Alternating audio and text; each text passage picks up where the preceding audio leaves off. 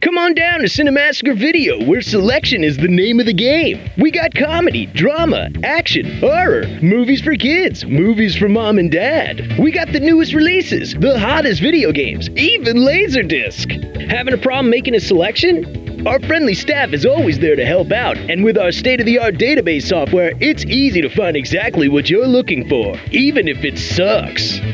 Today's featured rental, the heartwarming family comedy, Harry and the Hendersons. The Hendersons were out in the countryside for a rousing camping trip when, let's just say, they hit a bump in the road. And that bump was Harry. But Jacques, an evil hunter, is looking to make Harry into a trophy. Oh no! But watch out, Jacques. Good old George Henderson ain't about to let that happen. Starring Jonathan Lithgow, Melinda Dillon, and Kevin Peter Hall as Harry. Cinemassacre Video in the Voorhees Memorial Shopping Center next to Caldor. Is it letterboxed or widescreen? No, just full screen. Okay, alright, thanks. Hey, what's up? Hey man, how's it going? Good. Gonna just return this, man. Let me tell you. Yeah. One of my faves as a kid, and I decided to. Harry and the Hendersons. Yeah, I loved it so much. I wanted to become Harry. You wanted to become Harry. Yeah, so I started just not doing anything to any of my hair. Yeah. For years. You kind of look like Harry. I think you nailed it. So, you guys want to chit-chat about Harry and the Hendersons? Of course! I love Harry and the Hendersons. Oh, that was great. I loved Harry and the Hendersons as a kid, and I watched it again recently. It still holds up pretty good. It's a silly movie, but it's a lot of fun. Yeah. Yeah, I think it turns into a very different movie toward the end, but yeah, the first half is fun. I was expecting to rewatch this and be like, oh, maybe the makeup's good, but it hasn't held up. But I enjoyed it. Oh, no, the effects especially. The effects are amazing by Rick Baker. Yeah. The range of facial expressions they got out of Harry is just incredible. There's especially like a couple instances I remember where like when him and John Lithgow and Harry had come face to face when he lifts up his kid out of the basement or whatever, and then they both like look each other in the face, and Harry makes this hilarious like smile, and then he smiles back, and then there's a scene later where he's watching the Addams Family while getting his hair cleaned or whatever, and there's this full screen like extreme close up of Harry with this big grin on his face, and then there's the expression where he gets kicked in the balls later in the movie, and he makes that like face. You know, but it's just incredible how many faces they were able to get out of this thing. And Rick Baker has said that this is the effect he's most proud of, is the Harry effect, which is kind of shocking because, like, didn't he win an award for American Werewolf? Yeah, I mean, he's had such an amazing range of work. But Harry, for sure, is up there. I think what else helped was the late Kevin Peter Hall played Harry. He also played the Predator. Yes. Yeah, and he was really, really good. Died too young, but yeah, he was really good. He puts a lot of like emotion and range in Harry. Whereas anyone else would have just went raw. And, well, that was one thing. Like, did they use? Was that his actual eyes? Were that his eyes? I think those were his eyes. Yeah, I don't think so. I mean, I have to look at it again. I think it's probably the animatronic, you know, with eyes. Yeah, because he's so expressive. Everything like Harry really makes you feel. Like every time he's in something, like it. I'm always like, I don't know. This movie has me throughout the whole time. Like, I'm like on the verge of almost not crying, but I don't know. This movie is like it really tugs at heartstrings. Well, I mean, it has all of it, like amazing music. The editing's spot on. The cinematography's good, and of course, Harry the suit. You know, he's a little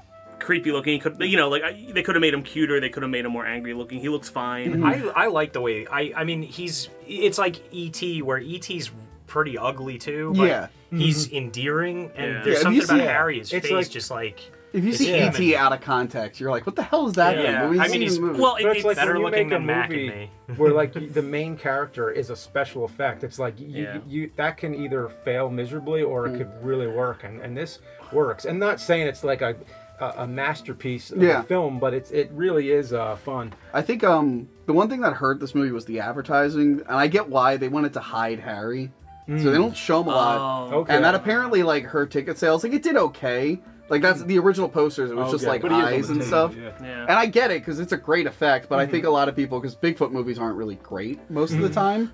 except for Suburban Sasquatch. But yeah, they really should have showed him in the trailer. Yeah. And I think people would have went out and seen the movie. Yeah, especially if it's one of those quote-unquote endearing 80s movies. Yeah, it's not like a monster movie. They shouldn't have advertised it kind of like that. But I do love how it does build up when you watch the movie and you don't really know, like, it almost seems like it could become like a horror film. Like the family's out on this trip and then they hit this Bigfoot and then they take it back.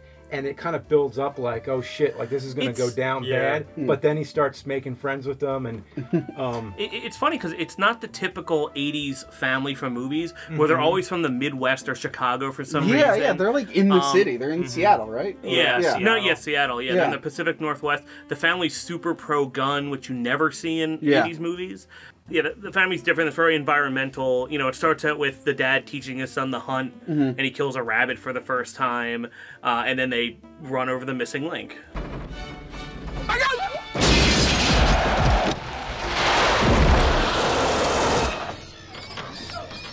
The kid's like extremely young. It's like kind of frightening, but I mean, in the context of a silly movie, like the kid's a funny character because he's got like. The kid's got these thick glasses, and yet he's like handling his gun in the beginning, and and it's like you're just thinking like, oh gee, but like, he hit a rabbit too, that's pretty good, you know, for his first time. That's a pretty small, moving, fast target. Like the kid becomes like a funny character where he's.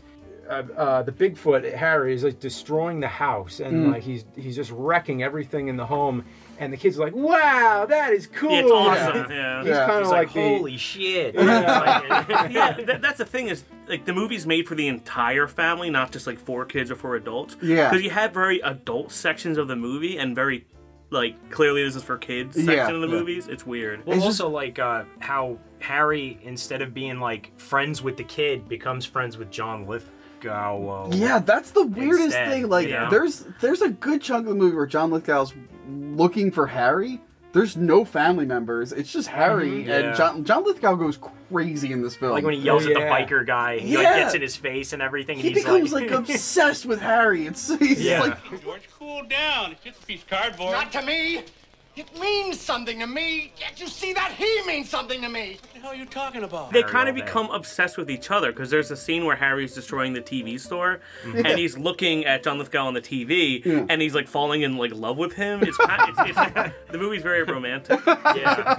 It is. It's like one of the greatest bromances in movies. I just think it's so like optimistic. It's like A, Bigfoot is real, and B, he could be your best friend. Yeah. He's not a monster that hurts. Like he is like. I mean, that's the thing too. He's scary at first, but then like he's like when he starts burying all of his the hunting trophies and stuff, and he takes the stole.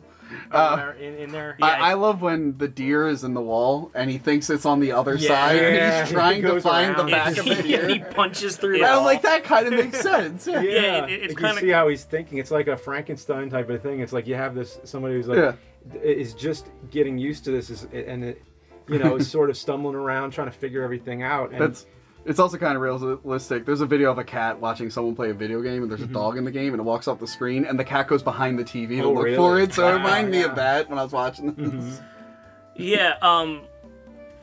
Do people keep corsage flowers in their fridge? Is that a thing? I have no idea. I mean, at prom, I think, like, maybe, like, that's a thing. Was there a prom? No. She's not, the girl's not going to prom. It's for her 15th birthday. Yeah. Her quinceañera. It's for her, I don't think it's for her quinceañera. But yeah, I don't know if you keep it in the, I only know you would keep, like, the corsage in a fridge for prom. I just thought it was weird, like Bigfoot's about to kill your family. She's like, Mom, what about my corsage? Yeah, she's the most like deadpan towards him too. Like she yells at Harry. Like she gives him like a lot of shit throughout the whole movie. And like I like that at the end he gives her all the flowers and stuff, and she's kind of cool. But then he like knocks her completely over right afterwards. I wish there was more of the annoying. I figure it was a neighbor or like the neighbor. Yeah, she was great. Yeah, because she comes in and like and they're trying to hide Bigfoot, but then I think eventually ends up scaring her away or something. Yeah. Yeah, and she goes to confront the villain with like that electric knife. Yeah, the turkey carver. Yeah, and then she sees him and like kind of faints or whatever. Yeah, then I think they're like happy that he scared her away, but I wish there's more of that. I remember this really funny sound design thing where when she first shows up to the window and she just comes right up and they just shut the window shade on her, but when the shade comes down, the sound of her just goes away. Yeah. Like, you That's pretty her. funny. That's not how it would work. Yeah. Speaking of sound design, there's a part where they're driving the like Appalachian Museum Bigfoot truck at the end. They're in like the red truck. Whenever it like breaks down, it makes the sound that the Millennium Falcon makes when it breaks down. Oh, really? Yeah, we were. It's like boom, boom, boom. Yeah, it's like it's pretty like good. That weird sound of the engine driving down. And what's weird about the film is you assume that the museum guy and the hunter are working together. Yeah, and then that's very how it kinda quickly seems. they don't, and now like the museum guy is friends with Harry and the hunter is even worse. The hunter's like the poacher guy. Like Yeah. He's trying to get Jocks. Harry the whole time. Yeah. Jocko or whatever. It's kind of funny how, like, at the end, I mean, like, you know, as you imagine, the movie resolves itself. Yeah. For anybody, you know. But, spoiler alert. Yeah, but it's kind of funny how, like, after that one poacher now it has been stopped, or like he's now like friendly with them, like that nobody else is gonna come after Harry ever. It's like, like just because that one guy is stopped, now it's like now Harry's safe. Now everything's fine. Like, it's like, you know. Was it weird that Harry had a family at the end? Yeah, and they're just standing in the woods, like yeah, still. yeah. They're standing in like the foreground, like hiding, like as a tree, and like they didn't know they were there. Yeah. So they were there the entire time and could have helped out, but didn't. Like. Yeah. And it's like, wait, Harry. Like the whole movie, he made no effort to go back to the woods. He's kind of like Chewbacca with Chewbacca's family in the Christmas special. Oh, yeah, right. What is it about big hairy monsters? Maybe that's what it was. It was Life Day when they brought him back. Yeah, he only went back to the woods for Life Day. Yeah. And I want to know what happens to that family because there's a TV show called Harry and the Hendersons where he's just living with the Hendersons by himself. And I did not know this until like last night that there is a TV show. Yeah. And it's like 3 seasons or something too. It's it's all different actors except for Kevin Peter Hall, but then he died. So I want to see what the other guy did with Harry. See, who's Kevin Peter? Oh, he played Harry. Okay. Yeah. Okay. I want to see how the other guy played Harry because Kevin Peter Hall, he like totally nailed that performance. Yeah. And the little bit I saw, I saw a couple of clips of the TV show. I'm like, oh, he's still great in this. Yeah. It looks like the same like creature effect too. It's like it doesn't. Yeah. I mean, I've only seen like maybe a minute of it just clicking around like, oh shit, there's a TV show? Like what the why did I not know about this? And the who's the dad? John Lithgow's character is the evil senator from the first X-Men movie. Which I thought was weird. Wait, no, he wasn't Senator Kelly? Yeah. No, that's not him. That's not John Lithgow. No. John Lithgow's character in the TV show the dad was really? The whole family got recast. So he's cool with Harry, but he isn't cool with mutants. Like he's like Bigfoot, that's fine, but not mutants. No, I'm gonna. I mean, speaking of John Lithgow, I wish they established his character more. Because it's like, he's a hunter, he works at a hunting store, he has problems with his dad, he also wanted to be an artist, and then they bring in, like, more than halfway into the movie that he's, like, a really talented pencil artist. Yeah, that came out of left field. And he's, like, amazing, too. Yeah, like, photorealistic and then, shit with, like, a pencil. He started working for the dad, where I thought it would have been cool if it was, like, oh, like a story where, like, oh, back when I was a kid, I wanted to look at animals through binoculars and sketch them, but then my father made me look through a scope of a gun, and kind of, like that. Like, that's what it seems like, but but none of that's there. Yeah, I don't know. It's a really strange movie. Yeah, that is one thing. Like, I guess they spend a lot of time really developing Harry. Yeah, like just everything's focused on him. Where the family is kind of like they're like, I feel like it was kind of like they're like, well, we got half the movie done. Like, oh, he's an artist now. That's what it is. Like, that's how we're gonna twist this. Like, just make him an artist all of a sudden. Because there's no paintings in the house. There's nothing like sitting around. And then once he draws the picture, and the wife's like, oh, did you draw that? And he's like, yeah, I drew this. And then like it's like he the goes wife into it all after that. You know, like it comes in like way late. Yeah. I feel like they added it just because they wanted that end credits scene, which was amazing. So it looked like that "Take Me On" music video. Yeah, pencil drawing. Take on me. Did you see like the whole ending is just that like rotoscoped pencil. I'm remembering it now. Yeah. It looks like the take. When it first happens, it's like live action, and then it flashes into the pencil. And I thought something was messed up with the tape. Like, I watched this on VHS. I'm like, what's happening with the tape? And they're like, oh, it's a pencil. It's like incredibly done too. It's so expressive, and like the animation is incredible. Even though it's like rotoscope, but you can tell like the in between frames are like, it's so good. Like that's honestly like. That part sticks out for me, honestly, more than most of the movie did, was the end credits, just because it was so well done and it looked great, the expression of the characters in it, like... I've seen people cut together the actual song Take On Me, like, Oh, really? like, to that, and it works really well, and I kind of want to hear, like, you know, when the song was like take, and it hits like that high note in the chorus, but I want to see it when Harry gets kicked in the balls. Yeah. So I'm hoping we can edit something together. Which it took him really long to react to that kick in the balls. Like, I was like, oh, maybe he doesn't have balls or something. Like, maybe they're in him because he's a monster. Yeah. But then it's like a minute later, he just is like, oh.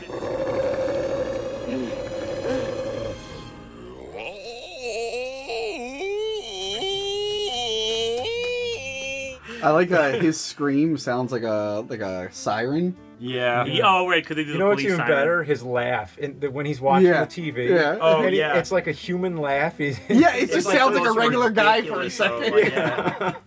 And it's funny because you can't even really tell what he's laughing at. It's just an ape, like, and somebody like throwing a pie it was what's it called? Ronald Reagan in like Bedtime for Bonzo or something. Yeah. Oh, Bedtime right. for Bonzo? Yeah, it's a movie with Ronald Reagan where he hangs out with a chimp. And it's like, so I was like, wait, that's Ronald Reagan? I always forget he was an actor. Yeah. Until like when I watch Back to the Future, I get reminded. Ronald Reagan, the actor. Yeah. But you remind me of Kurt Russell in Barefoot Executive. Oh. Have you seen Barefoot Executive? I've heard of it. I've never seen it though. Oh man, we got to get to that. There's like movies where they're like, let's just put a monkey and a dude in the movie and just like, but that's the movie. Yeah, exactly.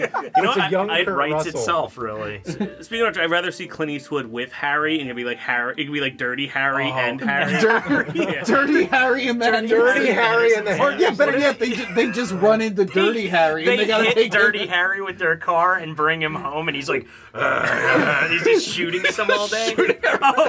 Which one would be Clean Harry? Like they're both pretty they are actually. That part where they bathe Harry in the pool, and the pool is just brown afterwards. Do you have a cat? It's just like the hairball. I love the production design because like by the end of the movie, it's so funny to see how much of the house is damaged now. Yeah. Like they're all having that nice meal, and like the wood above the ceiling is just cracked. Yeah. It's funny because the movie has really good foreshadowing, and like you know. Considering they like dropped the ball on him being an artist and stuff, like the cops saying like, okay, buddy, you know, it's gonna be a war zone, whatever, and then the town does turn into a war zone. Like they do stuff like that where the movie's actually pretty clever at times, but and other times it just doesn't make sense. Like there's a part where Harry gets in a garbage truck that's already lifted. I'm guessing there's a deleted scene. Like, do we ever see him go in that garbage dumpster? I don't think so. I think he's just in there. Because imagine what happened is he hit in one, they tried to pick it up.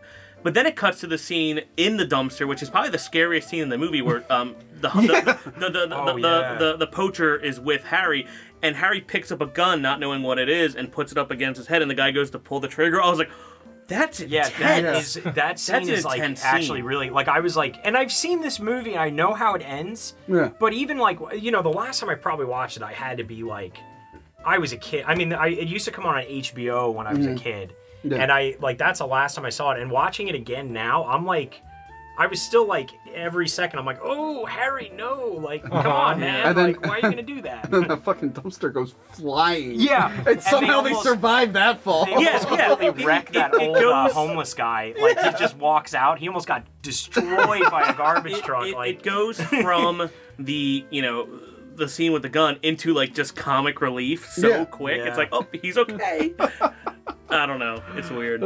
It's a weird movie. Yeah, but a great movie. I really enjoyed it. One thing I'll say too is the scene where, like, when Harry's leaving, It's like the scene that always makes me like want to choke up a bit. Oh, but where he's punching John him. Lithgow punches Harry in the face. Yeah, I know. He's trying to get him to leave, and I understand why, but it's like, well, oh my god, it's watching that scene is so painful. It's too brutal. I think they went too far with it. It really, isn't that same scene in Encino Man where they're trying to get him out into the woods? They're like, get out of here! Get out of here, Brendan Fraser! Get out of here, Brendan! I think there's been a couple movies where they try to get the thing. Well, it's supposed to be like, oh, like you have a dog and you have to let it go, and they like, get out of here! I hate you! And it was like, but then it's so quickly, like everything that happens in that movie, it so quickly changes. Yeah, they go back to like, okay, now it's back to this, and well, yeah, because it goes from like the gun scene to the dumpster driving across the road. It goes from little John Lithgow like screaming at it and then fighting to get someone getting kicked in the balls. Like the movie's tone, like the tone is all over. The dog who gets launched, like the guy picks up the dog after he fights him and he throws it and the dog flies. And he catches it. And it's and then he catches it. It's reverse photography. They clearly like, shot it in reverse, and they clearly just dropped the dog in reverse. It flies in such like this straight line too, like Crouching Tiger style. Like, and this is like a little dog we're talking. This is like a small dog. This is the only movie I can think of where a little dog gets thrown and then caught by a sasquatch. Oh man! Wow, Harry and the Hendersons. It's got everything.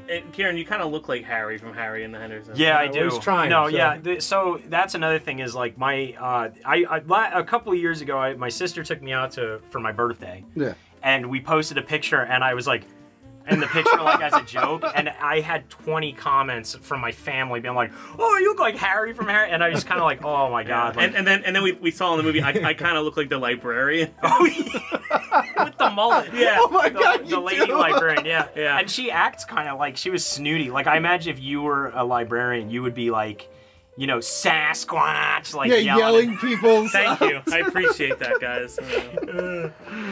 But yeah, it's the best family-friendly Bigfoot movie. Yeah. It's not a lot of there's like Little Bigfoot and a couple others, but they all suck. Harry's better than all of them. I feel like all these movies too at this time had to make you want to cry at all times. Like they were just like every 80s like friend, you know, person befriends monster thingy. It has to make you cry. It's always like every second is like making you like, oh, like the picture, and it's like, look at his face, he's so human. Yeah. What if he's nice? Blah, blah. My dad hates my drawings and stuff like that. Like everything is like emotionally like jarring. And nowadays it's like, you know, a comedy movie is kind of just like all over the place and just zany. But it's like back then you felt just as much as you laughed, really. If you ask me. Ugh. Well, speaking of John Lithgow, I'm gonna rent Twilight Zone the movie.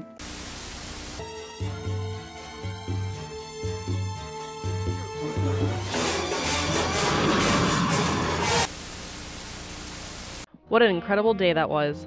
I was gonna take it easy, play some Game Boy, finish another level, and there he was walking down the street. His shirt on casual, relaxed. How could anyone look that good? I just had to meet him. It's funny, I always picture him in that shirt, that amazing Cinemassacre t-shirt. Cinemassacre t-shirts, the perfect shirts for fans. Available at store.screenwavemedia.com.